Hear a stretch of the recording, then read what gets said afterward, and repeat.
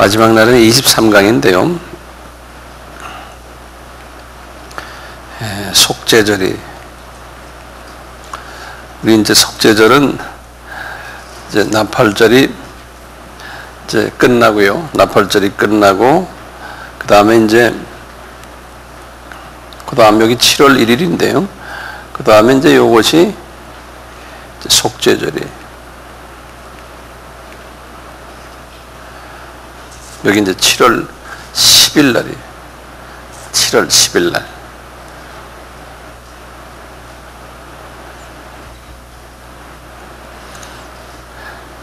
이제 나팔절 전에요. 이제 나팔절 이전에 제가 시간을 나팔절 1번 또 2번 두 번 드렸죠. 예. 실은 이 나팔절이 상당히 중요한 절기거든요. 요 전에 이제 이방인 추수 기간이죠. 예. 요 부분 기억나시죠? 제가 이제 나팔절을 현재 맞이하면서 속죄절에 들어가기 전에 요 나팔절과 관계되는 중요한 몇 가지 말씀을 좀 드릴 텐데요. 이제 나팔절 하면 요것이 뭐냐면 여기 이제 들림을 받는 것을 이제 나팔절 보거든요. 이 속죄절은 뭐냐면 속죄절은 예수님의 재림의 이제 지상 재림을 이제 속죄절로 보고 있어요. 들림 받고 이제 공중 혼인 잔치가 있고요. 그 다음에 이제 그 지상에는 이제 7년 환란이 있는데요. 7년 환란이 있고, 그리고 이제 예수님이 이제 지상으로 다시 재림하는 요 모습이거든요. 이것을 속죄절로 이제 보게 돼요. 요 보게 되는 이유가 뭐냐면요.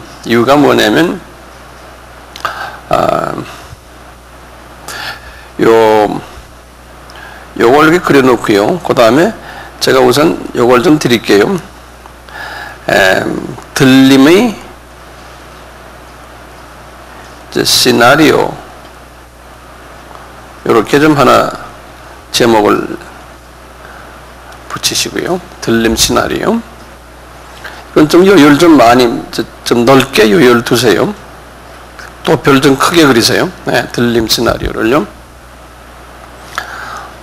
제가 어떻게 그리시냐면, 이제 지금 우리가 여기 현재 이제 우리가 있는데요. 우리 언제 이런 들림이 일어날지 우리는 좀 모르거든요.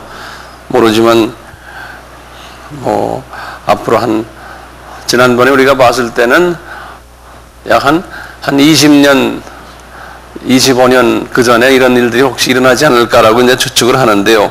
아직도 모르겠어요, 그것도요. 자, 보세요. 이제 언제 있다가 이제 들림이 있을 때, 여러 가지 일들이 일어나요.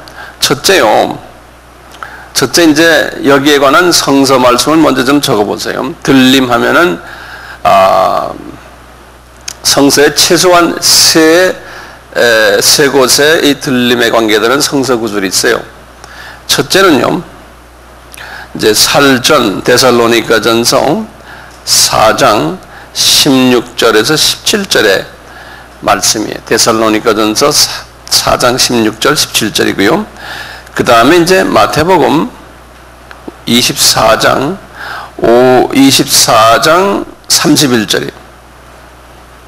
마태복음 24장 31절. 그 다음에 이제 세 번째는 고린도전서 15장 52절이. 요 세 성서 구절들을 기억해 두시길 바라고요. 그 중에 대표적인 것이 데살로니가전서 4장 16, 17절이. 데살로니가전서 4장 16, 17절인데, 이제 이 말씀에 의하면 어떻게 되어 있냐면요. 이 말씀에 의하면은, 예수님이 이제 공중에 이제 천사장들이 나팔 소리와 함께 오시는데, 예수님이 오실 때, 먼저 과거에 죽었던 분들, 첫째요. 하나하나 적어서 제가 여기 이제 장수가 없어서요. 첫째, 죽었던 분들 중에서, 첫째, 넘버원 쓰시고요. 첫째, 죽었던 크리스찬들 중에서 특별히 하나님이 이제 하나님의 사랑 안에 있었던 분들, 예컨대 이제 신실한 크리스찬들이에요. 신부격이 되는 아주 신실한 크리스찬들, 제가 볼 때는 한 10% 정도 되지 않을까 봐요. 전체 크리스찬 중에서. 이분들이 부활을 해요. 이분들이 부활을 해가지고, 그리고는 이제 공중에 들림을 받는 거예요. 여기요. 첫째 그룹이 그 그룹이에요. 스페셜 크리스찬들이에요. 예수님 전에, 예수님 십자가 돌아가셨을 때 부활하셨잖아요. 3일 후에. 그때 무덤에서 나와서 예수님과 같이 올라갔던 분들이 어떤 분들이었던가요? 구약 때 신실한, 제 생각에는 유대인들 같아요. 유대인 크리스찬들. 그 당시엔 크리스찬들이 아니겠죠. 예수님이 이분들에게 복음을 어떻게 전했어요? 음부에 내려가서, 음부가 두 가지 음부가 있다고 그랬죠. 유대인들이 있는 음부와 일반인들이 있는 음부. 그래서 그 음부에 내려가서 복음을 전하고, 거기에서 예수님의 자녀가 될 사람들이 구원받아서, 제 말 지금 아세요? 이거 이해되시죠? 예.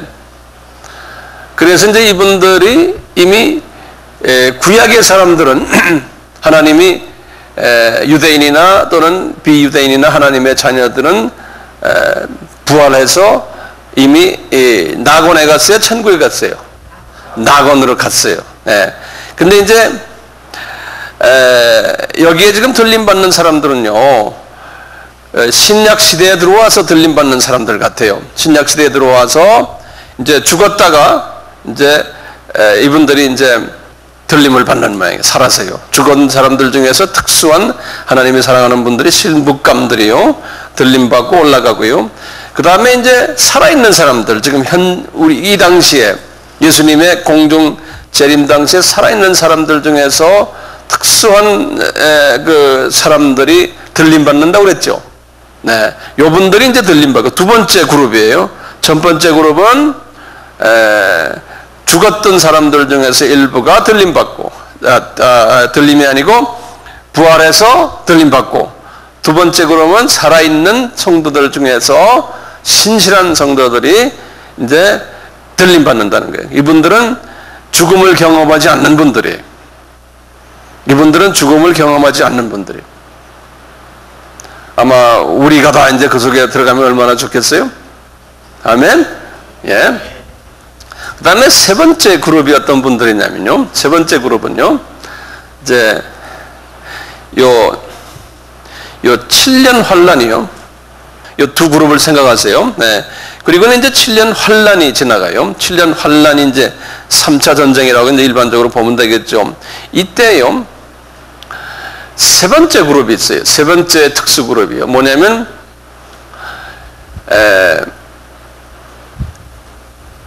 이방인들인데, 이방인 기독교인들인데, 이분들은 순교자 반열에 정해진 분들 중에서요, 이분들이 들림을 받질 않아요. 이분들은 7년 환란 속에 들어가요. 순교자 대열에 있는 분들이요. 들어가가지고 복음을 전하는 거예요. 7년 환란 때. 복음을 전하다가 그때 그러면서 이제 순교를 당하는 거예요. 이 그룹들이 있어요. 이 그룹들은 7년 환란이 끝나고요, 예수님께서 이제 재림에 내려오실 때 지상에 이분들이 부활을 해서 예수님과 만나요. 제가 세 번째 그룹 말씀드립니다. 다시요.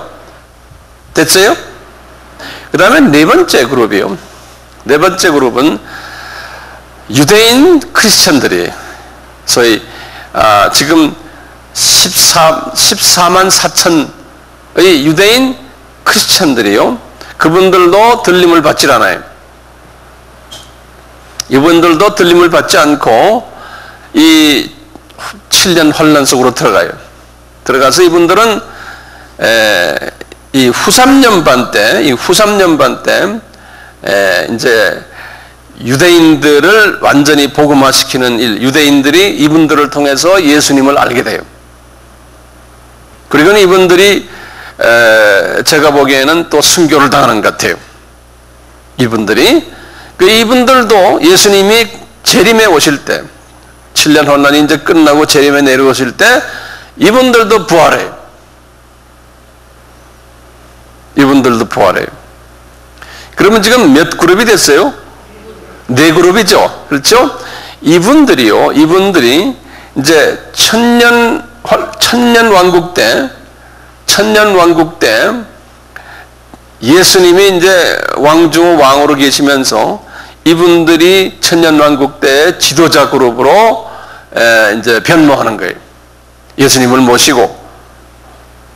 근데 이 천년 왕국 때를 내가 이제 다음 시간에 말씀드리겠지만, 이 천년 왕국은 그때 들어가면 사람들이 1000년씩 사는 거고요. 그리고 지금의 모든 이 정치의 지도자들, 나라 지도자들, 이런 지도자들이 다 이제 하야하고, 우리 하나님께서 지금 여기 들림 받았던 이 크리스천 지도자들이 각 나라와 이제 지역의 이제 지도자들이 되는 것 같아요. 예수님을 모시고서.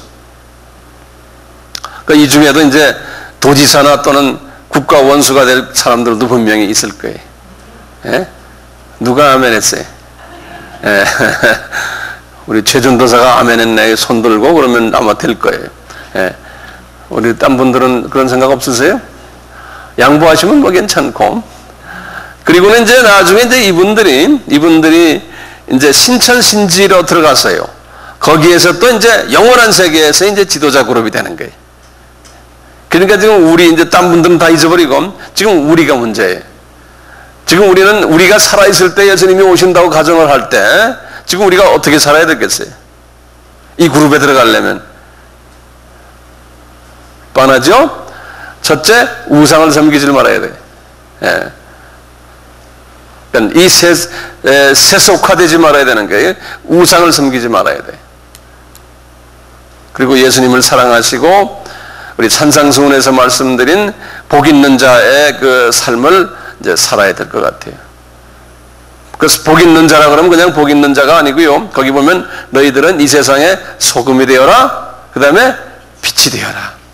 너희들은 먼저 그 나라와 그 의를 구해라. 이게 뭡니까? 전부 다예요. 다 전도자가 되라는 거예요. 그리스도의 성품을 닮아서 전도자가 되라는 거예요. 그 소리죠? 그렇죠? 예. 간단하죠?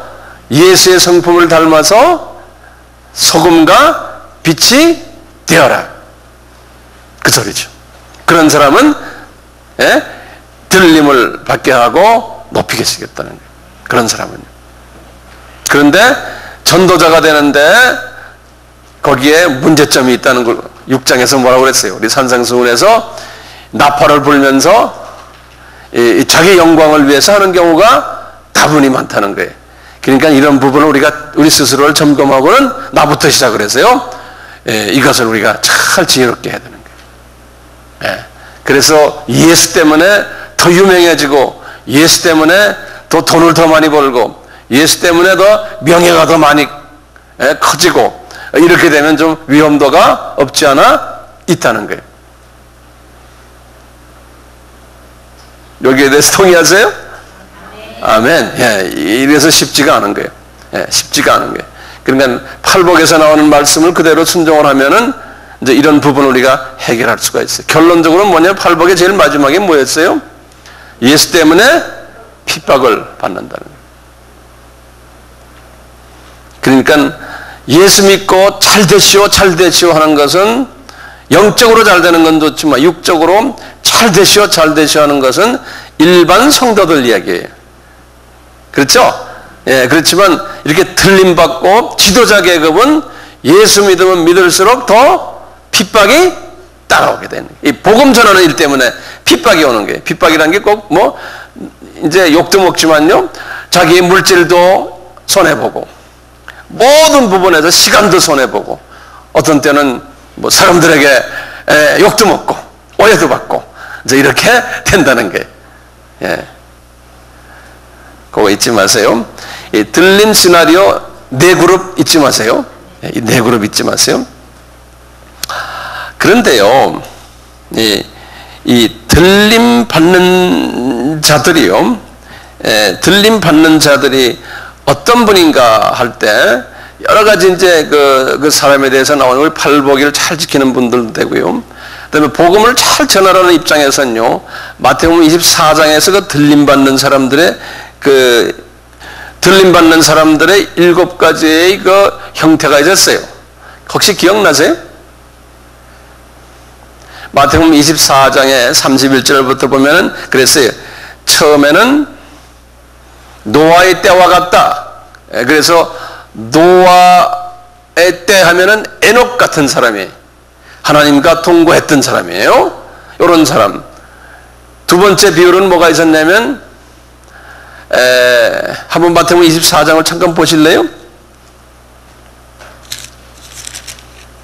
24장 37절부터 보세요. 들림 받는 사람의 모습들이 거기 나와요.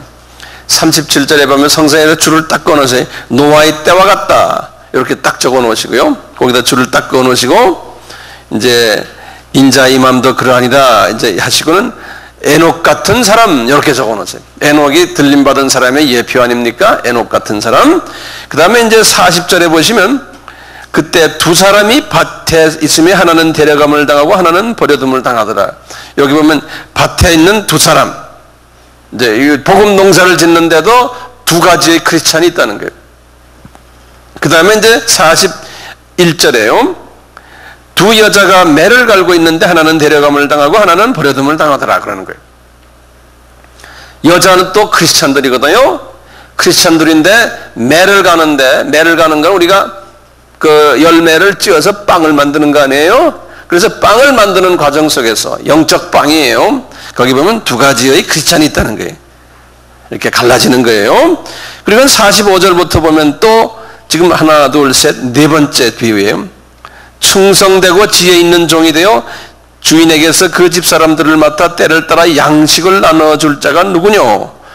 주인이 올 때 그렇게 하는 것을 보면 그 종이 복이 있는 종이라는 거예요. 그러면 들림 받는데 어떤 종이냐면 때를 따라서 양식을 나눠주는 자예요.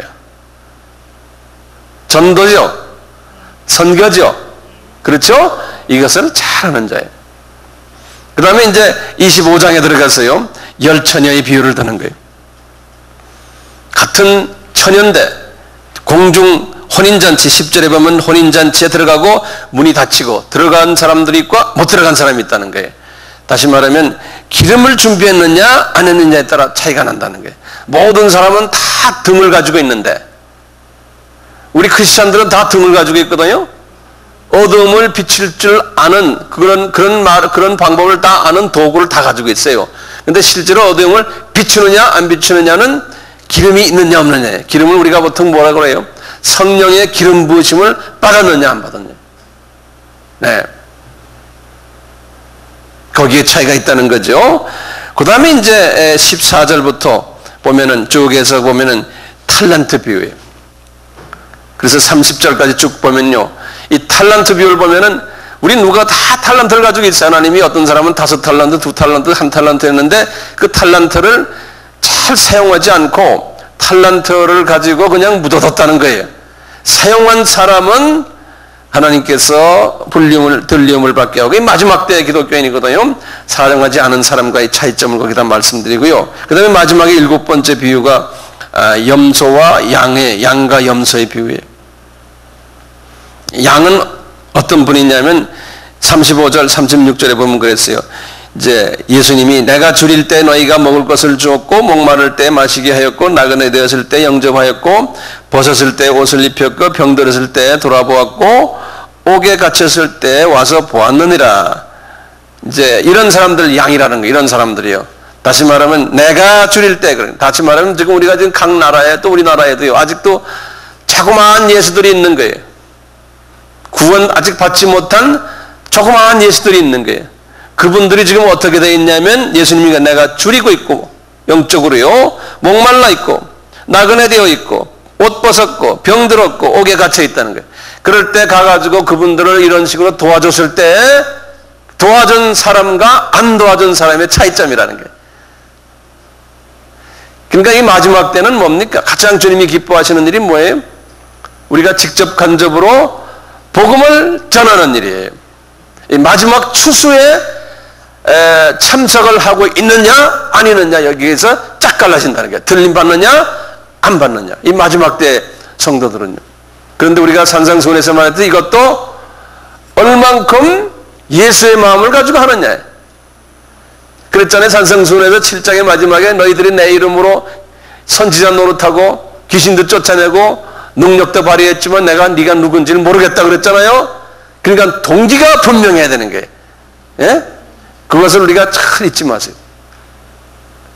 그래서 산상수훈이 중요하다는 거예요. 그대로 우리가 사느냐 안 사느냐. 예. 그러니까 많은 사람들이 소위 주님이 기뻐하지 않는 그러한 방법으로 신앙생활을 하고 전도하고 선교하고 한다는 거예요. 많은 사람들이 주님께서 그러셨거든요. 그러니까 우리가 거기에 들어가면 안 되겠죠. 그렇죠? 예. 이 속죄절은요, 속죄절은 어떤 일이 있냐면요, 우리 레위기 16장에 있는데 그거 열어볼 필요 없어요. 제가 이제 그림을 그릴 테니까요. 이제 그 성서 그림을 하나 좀 그려보세요. 이렇게 간단하게요. 여기가 이제 지성소고, 그 다음에 이제 성소요. 이렇게 그림을 좀 그려보세요. 이제 레위기 16장에 있는 말씀인데요. 제가 그냥 말씀하시는 걸 하나는 그냥 내가 말하는 걸 적어보세요. 유대인들의 달력의 7월 1일이에요. 유대인들의 민력이 아니고 성력의 7월 1일이에요. 7월 1일 날 되면요, 이제 제사장들이 나팔을 불어요.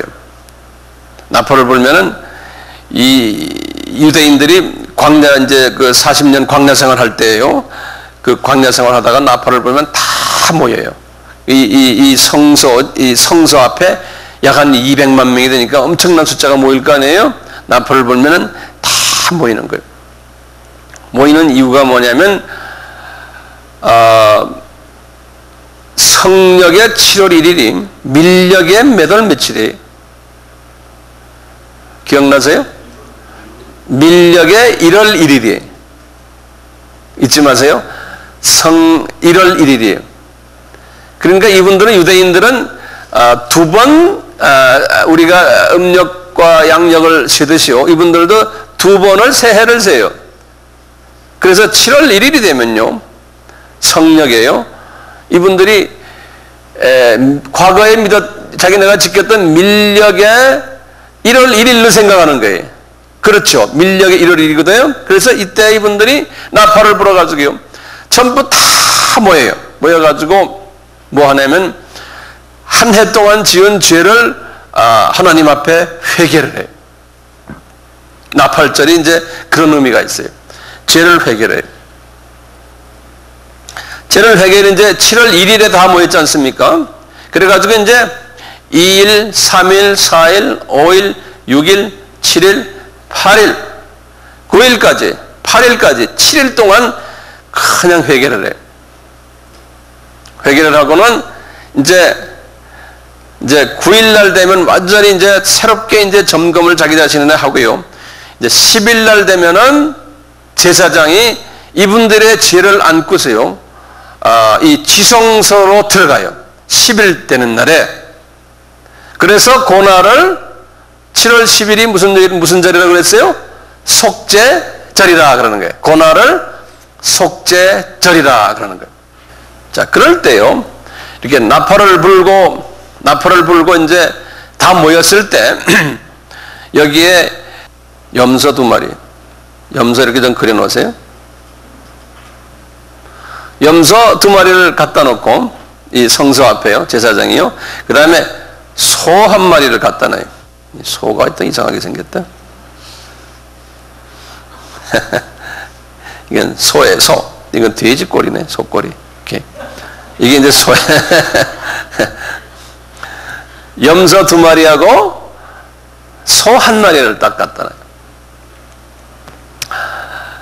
그리고는 이제요, 제사장이 하는 게 뭐냐면요, 이제 이 나팔절에 이제 그 열흘 동안에 이제 하는 일 중에 하나가요, 제사장이 요 염소 한 마리를 딱 잡아서요. 요 딱 쥐군요. 요 염소에다 대고요. 제사장이 손을 얹고는 여기다가 전가를 해요. 안수를 해요. 그거 적어 놓으세요. 그거 순서대로요. 그래야 남에게 이제 가르치잖아요. 그 염소를 뭐라고 하냐면 아사셀 염소 그런다. 아사셀 염소. 그런 말 들었죠? 아사셀. 한국말로는 아사셀 염소라고 그래요. 아사셀 염소. 요거는 이제 영어로는 혹시 영어 scapegoat. 영어로는 그래요. 이 아사셀 염소인데요. 요 염소를 가가지고 다시 돌아오지 못하는 곳에다 놓고는 그냥 던져놓고 와요. 이 염소가 그런 염소예요. 아사셀 염소. 이거는 이제 이 염소가 누굴 의미할까요? 예수님을 의미하는 거예요. 그렇죠? 예수님이 우리의 모든 죄를 다 담당하시고 다시 그 죄를 가지고서 우리에게 오질 않는 거예요. 예. 우리의 죄가 다 이제 저 멀리 가버리고 없어져 버린 거예요. 그래서 이제 아사셀 염소라 그런다. 한번 발음해 보세요. 아사셀 염소. 예, 아사셀 염소 그래요. 김국환 집사님은 뭐라고 그랬어요, 제가? 예, 아사셀 염소. 영어로는요? scapegoat. 그래, scapegoat. 이게 scapegoat라는 말이 영어를 공부하시려면 이건 외우셔야 돼요. 이거는 미국 사람들이 그냥 평소에 쓰는 말이고 이거 수고예요, 수고. 사전에 봐도 나와요. 이게 scapegoat이란 말이 무슨 말이냐면 이런 말이에요. 예를 들어 저기 내가 이렇게 있는데요. 여러분들이 좀 무슨 죄를 많이 지었어요. 지금 여기 전부 다 죄를 지어서 이제 경찰이 와서 잡아야 되는데 나는 죄를 안 졌어요.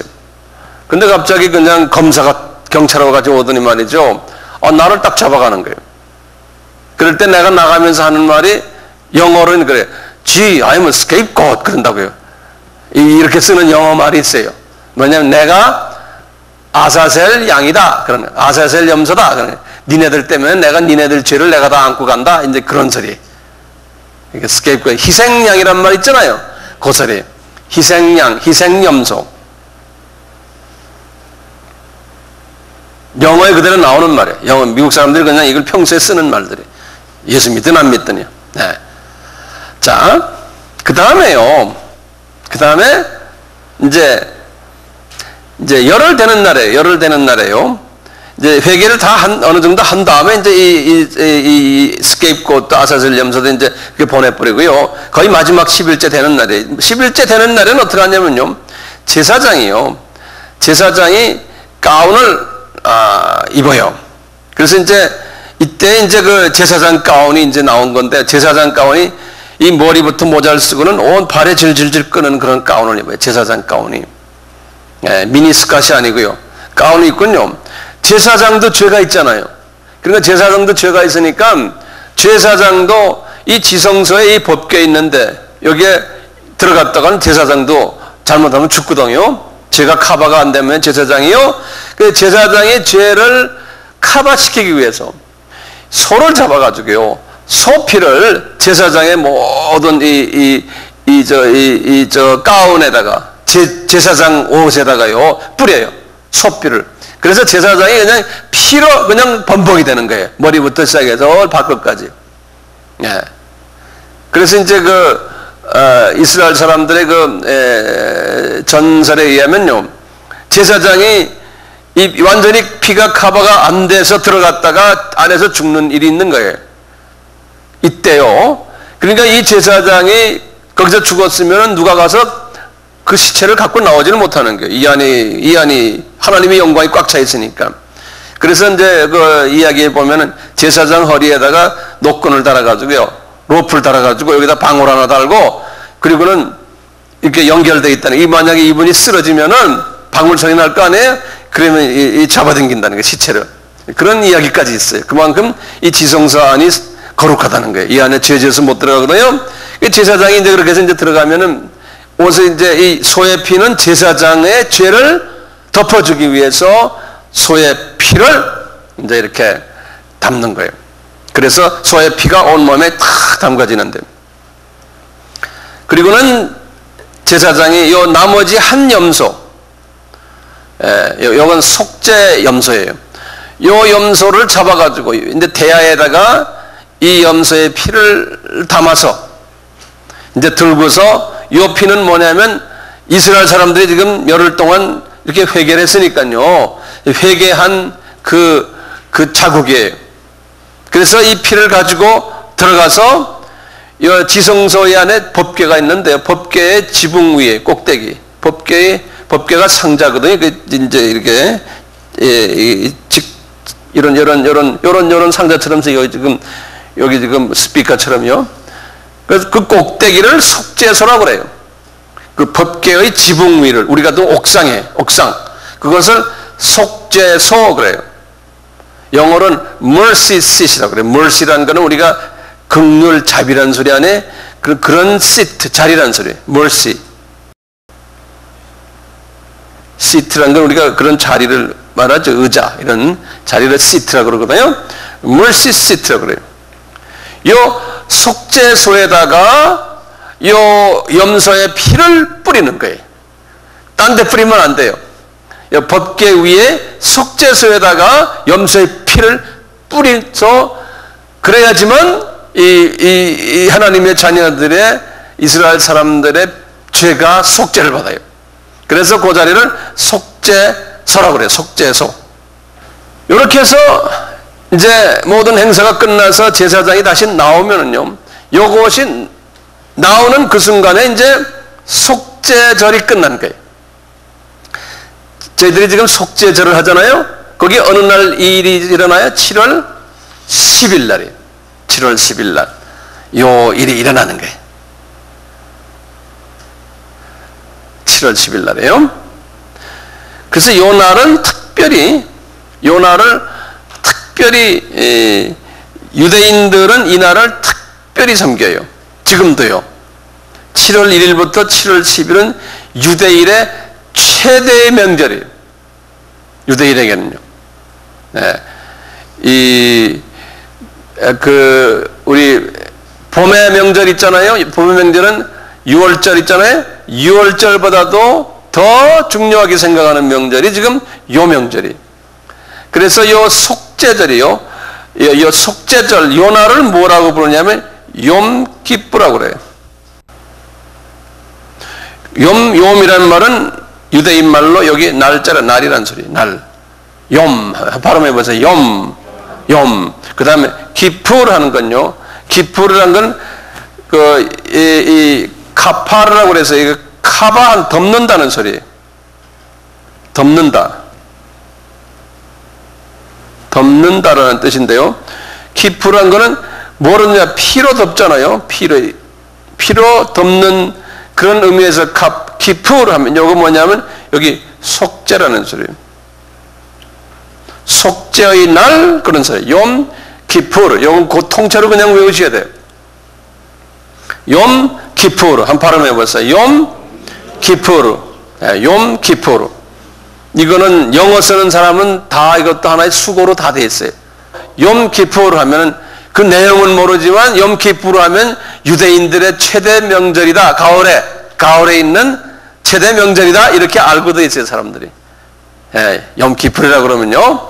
그래서 이제 욤 기프르 때가 되면 여기 이제 우리 달력으로는 9월 또는 10월이거든요. 우리 달력으로는요. 이분들이 욤 기프르가 시작이 되면 우리가 추석 때 놀아야 한 3일 놀잖아요. 이 사람들은 열흘 놀아요. 가을에. 유대인과 관계되는 모든 사업체나 학교나 관공서나 뭐 유대인 구멍가게 하는 사람들 시작해서 유대인 의사들 뭐고 일체 다 아무것도 안 해. 그러니까 그때 되면 이제 특히 유대인들이 의사가 많잖아요. 미국에 가면요. 변호사가 많거든요. 그 다음에 사업하는 사람들이 굉장히 많거든요. 그러니까 이 욤기프 홀로데이 되면요. 백인 사회가 모든 게 거의 대부분이 스탑이 돼요. 왜냐하면 뭐 특별 의사들 뭐 예를 들면 전문의들 대개 유대인들이거든요. 다 놀아요. 네. 그래서 그 열흘이 서양 나라에서는 상당히 이 사업하는 사람들도요. 이때 되면은 뭐 다 마비가 되니까 힘들어하는 때가 이제 이때. 그것은 뭐라 그랬던 거예요? 욤기프르. 영어로는 그래요. 염키푸르, 그 사람들은 홀리데이 그런데 그 사람들은 홀리데이. 염키푸르 홀리데이 그런다고.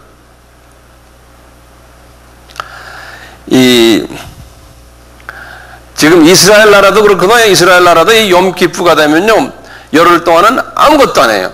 나라가 완전히 그냥 모든 게 다 스탑이 돼버리거든요. 그것을 아랍 사람들이 알군요. 아랍 사람들이 1973년에 염키푸르 요거를 계기로 해가지고 이스라엘을 공격을 했어요. 그래서 1973년 이스라엘 전쟁을, 이스라엘과 아랍 전쟁을 염키푸르 워 그래요. 염키푸르 전쟁 그런다고요. 이제 이스라엘의 역사 속에서, 근대 역사 속에서 중요한 해가 있거든요. 몇 개가 있냐면 1948년이 뭡니까? 이스라엘이 독립이 된 거죠. 여기 이제 독립된 게 1948년이에요. 그러니까 이스라엘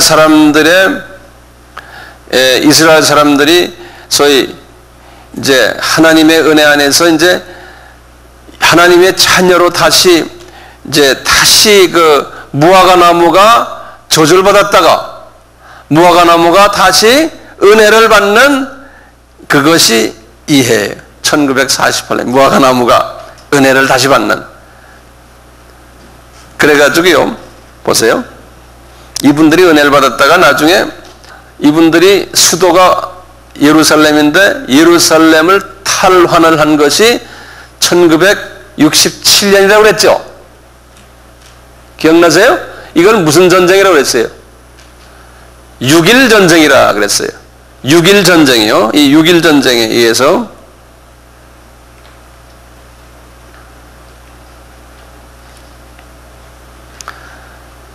전쟁에 의해서 이분들이 정말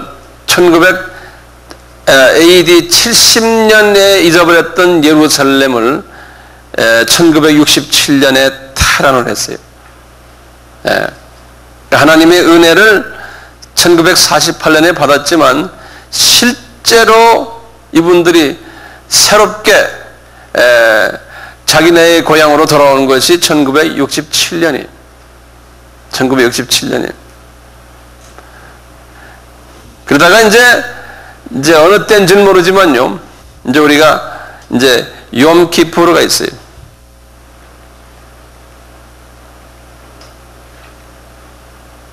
염키푸르는 예수님의 이 지상재림이거든요. 염키푸르가요. 7월 1일은 속죄일이에요. 지상재림이죠. 이분 제사장들이 어디에 들어가는 거예요? 제사장이 지성소로 들어가는 그 날이에요. 속죄를 받는 날이에요. 요 날이. 그래서 이제 요 염키푸르가 이제 있으면요, 다시 말해 7년 환란이 끝나잖아요. 끝나면은 유대인들이 다 주님 앞에 다시 돌아온다는 거예요. 유대인들이. 누구에 의해서요? 14만 4천에 의해서. 유대인들이 다시 돌아온다는 거예요. 그러니까 이스라엘의 역사와 우리 이 안에 영적인 또 흐름과 이게 다 같이 지금 흘러가고 있어요. 지금 흘러가고 있어요. 다시 제가 이스라엘 지도를 이렇게 그려보시면요, 간단하게 그리시면 이제 1948년에요. 이분들이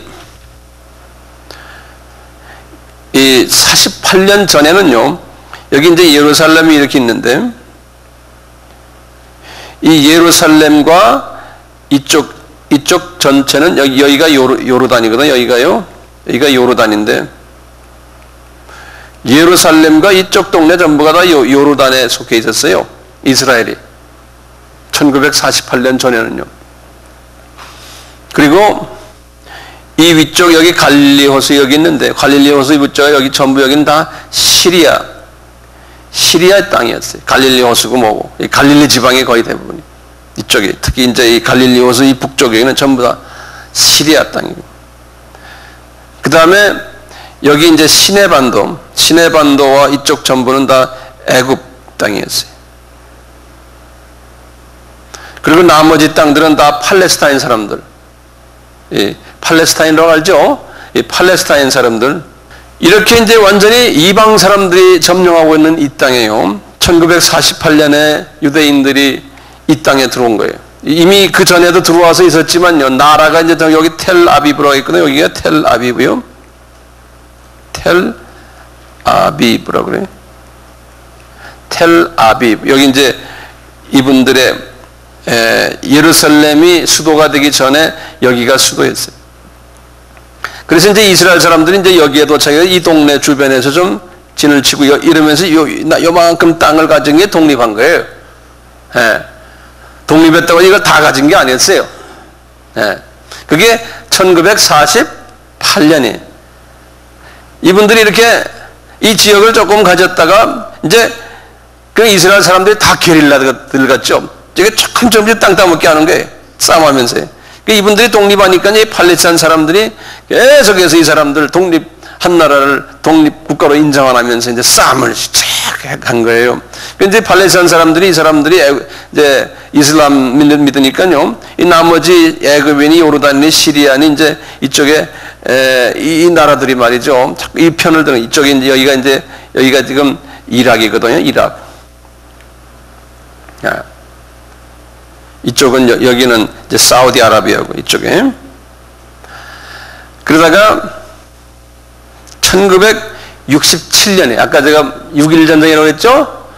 67년에 이 군인이 연합군이 말이죠, 이스라엘을 공격을 했어요. 예. 기드온의 전쟁처럼 말이죠. 6일 동안 전쟁을 했는데 이스라엘 사람들이 거꾸로 이 땅 잊어버린 땅들을 다 뺏어버렸어요. 그래서 이 시리아한테 말이죠, 이쪽 갈릴리 쪽 예수님이 지나던 이쪽도 다 뺏어버리고요. 거꾸로 말이죠. 그 다음에 예루살렘 다 뺏어버리고 이쪽 서안이라고 그래요. 이 요단강의 서쪽이라고 그래서요. 이 서안 지역을 다 뺏어버리고요. 그리고는 말이죠, 이 팔레스타인들 다 쫓겨나가고 팔레스타인들이 이 북쪽에 레바논이니 요르단이니 이쪽으로 다 도망가 버렸어요. 웬만한 팔레스타인들이요. 그리고는 이 시내반도 이거 다 뺏어버리고요. 그래갖고는 하루아침에 6일 안에요, 거꾸로 이 이스라엘이 이렇게 넓어졌어요. 땅이 갑자기. 예. 그게 그 유명한 6.1 전쟁이에요. 알겠죠? 6.1 전쟁. 그 1900 몇 년이에요? 67년이에요. 유명한 전쟁이에요. 이게 하나님이 다 계획하신 거예요. 왜요? 이분들에게 뭘 주려고요? 예루살렘을 돌려주려고. 그래서 예루살렘을 그때 돌려받은 거예요. 그래가지고는 예루살렘을 이번에 돌려받고는 이제는 수도를 텔아비브에서 예루살렘으로 옮기겠다 그러니까 그냥 아랍 나라들이 반대를 엄청나게 했어요. 이제 도와줘가지고 이제 수도가 여기가 됐거든요. 수도가 되니까요, 미국이나 유럽의 기독교인들이나 서구 사람들은 예수님이 재림이 가까웠다. 그래서 각 신문마다 말이죠, 대서특별했어요. 예. 드디어 이스라엘 사람들이 예루살렘을 다시 탈환했다는 게 몇 년 만에요? 몇 년 만에? 주 몇 년 후에? 70년. 그래서 종말이 가까워온다고 전 세계가 들썩들썩했어요. 지금까지 예루살렘을 그분들이 지금 갖고 있잖아요.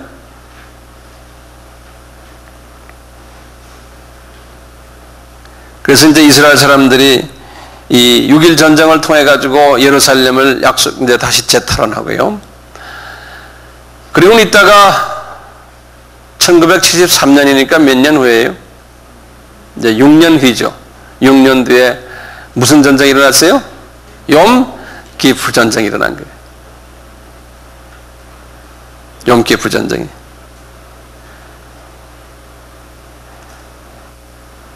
그때 이스라엘 사람들이 엄청난 어려움을 당했어요. 그러니까 사람을 묶어놓고 때리는 거랑 마찬가지예요. 용기부 때 자기네가 전쟁을 못하니까요. 나중에 이제 카터 대통령 때요. 이제 하나님이 이제 다시 이스라엘 사람들과 이제 관계 속에서 이제 예수님의 재림 전에 일어날 징조 중에 하나가 이스라엘 나라가 이제 주변 나라들과 평화 조약을 맺으리라 그랬거든요. 그래서 그 일들을 지금 시작하는데요. 이미 하나님이 카터 대통령 때요. 이 애굽하고 평화 조약을 맺을 때 이 시내 반도요. 이 시내 반도를 다시 애굽에 돌려줘 버렸어요. 그래서 그 후에 이제 지금 시내 반도가 지금 애굽 땅이 됐어요. 다시요. 그리고는 이쪽에 이 서안 지역을 요르단에서 돌려달라는 말을 하질 않아요. 그래서 그건 놔두는데 지금 문제는 뭐냐면 이 시리아. 나중에 이제 요르단과도 이제 평화조약을 맺고요. 이 시리아는 뭐냐면 이 북쪽에 요거를 골란 고원이라고 그러거든요. 이 지역을요. 이 지역을 골란 고원이라고 그래요. 우리 같으면 백두산 같이 높은 지역이 이 동네가. 그래서 군사적으로 여기에 딱 올랐으면은 이스라엘 전체가 한눈으로 내려다 보이는 전략적으로 굉장히 중요한 지역이 이 동네가. 그래서 이제 이스라엘 사람들 보고 너희와 우리가 평화조약을 맺으려면 이 지역을 내놔라 다시. 그래서 협상이 거의 지금 어느 정도 진척되고 있어요. 그러면 이제 시리아와도 이제 평화조약을 맺고 나중에 가서 이제 이락과도 이제 이락이 이제 미국 지배하에 들어갔으니까 평화조약 맺고요. 이제 평화조약이 아마 곧 일어날 것 같아요. 근데 팔레스타인과 평화조약을 하다가 중간에 지금 이렇게 싸움이 났잖아요. 이제 언젠가는 팔레스타인과 평화조약을 꼭 할 거예요. 이미 거의 준비가 다 됐죠. 예. 이것만 봐도 이제 예수님의 그 재림이 상당히 가까이 왔다라고 우리가 볼 수가 있어요. 요 하나만 봐도요. 여기가 이제 다시 휴거예요.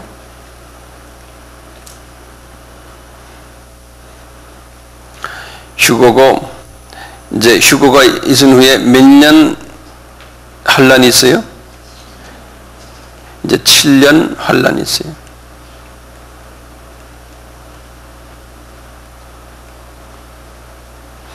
이제 휴거가 있다는 건 여기 뭐였던가요? 무슨 절이었어요?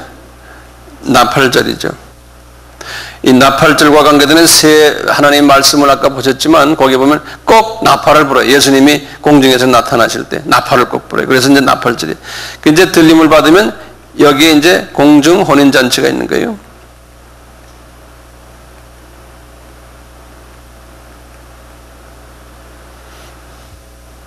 이제 예수님의 신부들이 여기 올라가는 거예요. 이제 신부예요. 왜 예수님의 신부라 그랬을까요? 왜요? 전도하니까. 왜 전도하니까 그래요?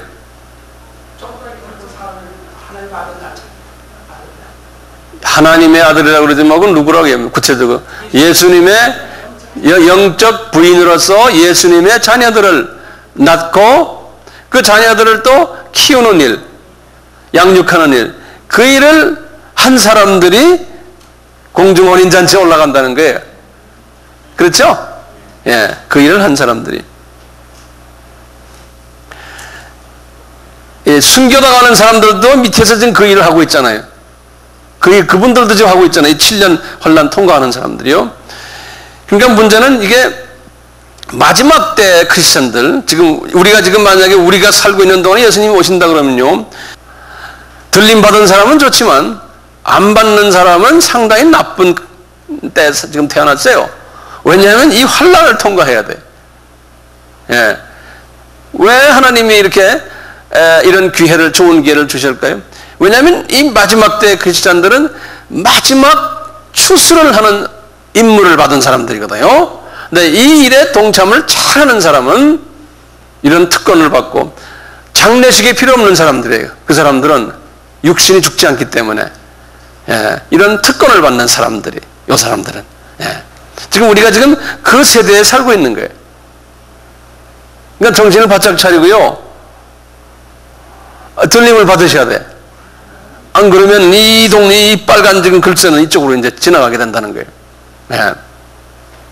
자, 이 공중의 예수님이 공중에 나타난 걸요. 이건 신학적인 용어인데 이거 파루시아 그래요. 이건 예수님이 공중에 나타나신 공중 재림을 파루시아 그런다고요. 그래서 이제 좀 고상한 말을 이렇게 쓸 필요가 있겠죠. 파루시아 그런다고요. 예수님께 기도할 때도 예수님 파루시아 하실 때 이렇게 말하면 이놈 봐라 문자 쓴다 이제 그러시죠. 이게 헬라 말이에요. 헬라 말. 예, 이렇게요. 파루시아라고 그래요. 근데 이제 이렇게 7년 있다가 내려오잖아요. 내려와서 이것을 이제 속죄절에다가 이것을 이제 지상 재림이라 그런다고요.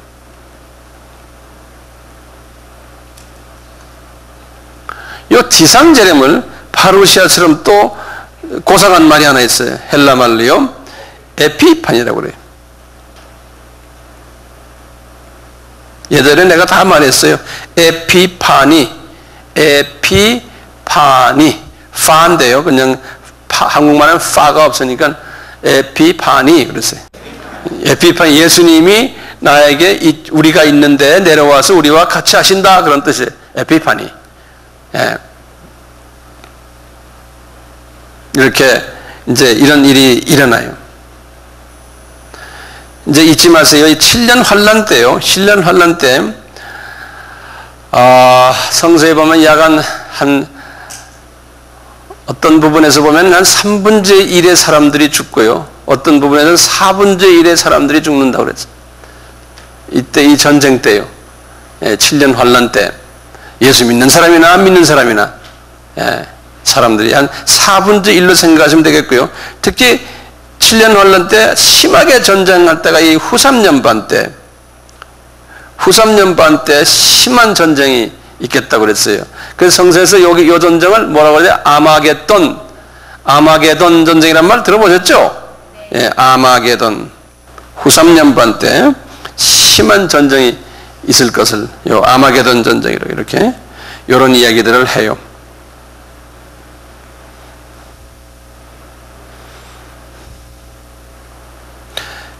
그런데요, 이제 예수님께서 이렇게 에피파니로요, 이 지상에 내려오실 때 어떤 네 가지 사람, 좋은 크리스찬들을 만난다고 그랬어요? 다시 한번 보면, 처음에 처음에 부활하고 들림받아서 올라간 분들, 두 번째, 들림받아서 올라간 분들, 세 번째, 7년 환란 때 순교자 대열에서 복음을 전하다가 순교당한 사람들이 다시 부활해서 만나는 거예요. 예수님과요. 그 다음에 14만 4천 유대인들도 유대인 복음을 전하다가 죽었다가 다시 부활해서 예수님을 만나는 거예요. 요때다. 요 에피파니 때.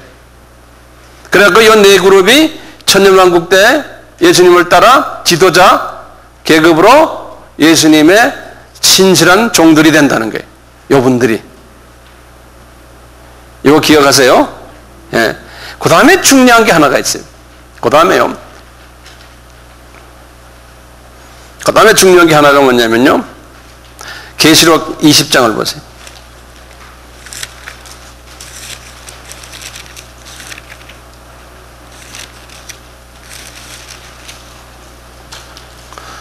계시록 20장 1절, 2절, 3절을 보세요.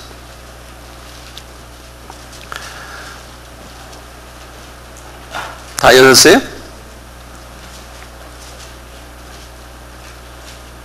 다 열었어요? 네.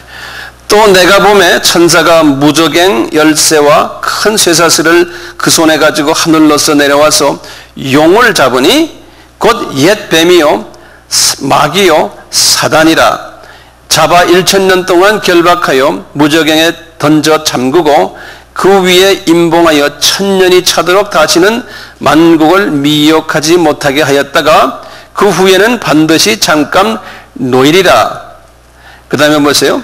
그 다음에 7절 보시면 1000년이 참에 사단이 그 옥에서 놓여 나와서 땅에 사방 백성 것 곡과 마곡을 미혹하고 모아 싸움을 붙이리니 그 수가 바다 모래 같으리라. 쫙 나오는 이야기거든요. 요건 제가 이제 다음 시간에 이제 할 텐데요. 이제 중요한 부분은 뭐냐면요. 예수님이 이렇게 에피파니로 이제 지상으로 딱 내려올 때요. 사단을 잡아서 지옥에 넣는 게 아니에요. 무저강에 집어넣는 거예요. 그럼 사단이 도대체 누구냐? 이제 보면요. 우리가 일반적으로 사단하니까 그러면 천년왕국 때는 뭐 사탄이 없겠네요. 마귀가 없겠냐? 이렇게 생각하거든요. 아니에요. 이 사단이란 것은 이 마귀, 이 사탄이 제일 높은 사탄이 누구예요? 루시퍼죠. 루시퍼 밑에 또 많은 계급이 있는 마귀들 있죠. 그거 제가 다른 때 다 한 것들이에요. 그거 열심히 한 분들은 그게 뭔지 아실 텐데, 제일 높은 루시퍼예요. 루시퍼가 사탄 됐잖아요. 제일 높은 왕초. 그놈을 잡아서 무저갱에 집어넣겠다는 거예요. 그래서 그놈이 누구였냐면 여기 2절에 보세요. 용이에요. 용. 또 옛 뱀이라고 그랬으니까 어떤 놈이에요? 창세기 3장에서 누구를 유혹했던 놈이에요? 하와를 유혹했던 놈이에요. 그래서 옛 뱀이라고 그런 거예요. 그런데 그놈 이름이 마귀고 또 그놈 이름이 사탄이라는 거예요. 다 보면 단수로 되어 있어요. 단수로. 예. 데블스가 아니고 사탄스가 아니에요. 다 세이탄, 사탄, 데블 이렇게 단수로 되어 있어요. 그래서 제일 높은 루시퍼를 이야기하는 그 왕초를 잡아다가 무저갱에다 집어넣겠다는 거예요. 왕초가 들어가 버리니까 그 밑에 놈들은 이게 오합지졸이 돼버리는 거예요. 그래서 천년왕국 때는 이 밑에 이제 마귀 세력들이 또 귀신 세력들이 있지만 큰 힘을 쓰지 못하는 거예요. 이 왕초가 없기 때문에요. 그래서 나중에 이제 천년왕이 끝날 때쯤 되면 그 왕초를 다시 풀어놓는다고 그랬죠? 그래갖고 이제 마지막 추수 작업을 해요. 이제 마지막 하나님의 자녀의 마지막 추수 작업은 천년왕국이 끝날 때. 그건 한 10분 쉬었다가 이제 또 다음에 계속해요.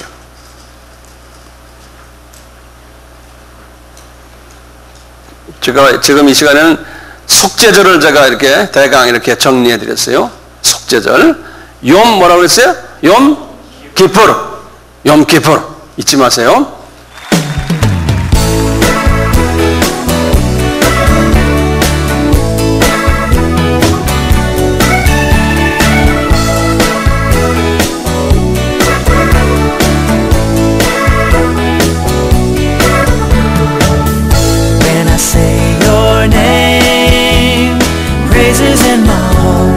Every time I start to say your name, I can feel your love falling from above.